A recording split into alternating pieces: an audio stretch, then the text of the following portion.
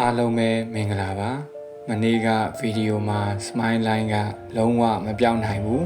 ဒါပေမဲ့ရော့သွားအောင်တော့လုပ်လို့ရတယ်ဆိုတာပြောပြခဲ့ရတယ်ဒီနေ့တော့ short ချဖို့အရေးကြီးဆုံး ingredient 3ခုကိုပြောပြပေးမယ်နံပါတ်1ဟာကလူရောနဲ့ acid အသားအရည်အဆိုဓာတ်ထိမ့်ပြီး skin ကို plant ဖြစ်စေက line တွေကို softer နူးညံ့စေပါတယ်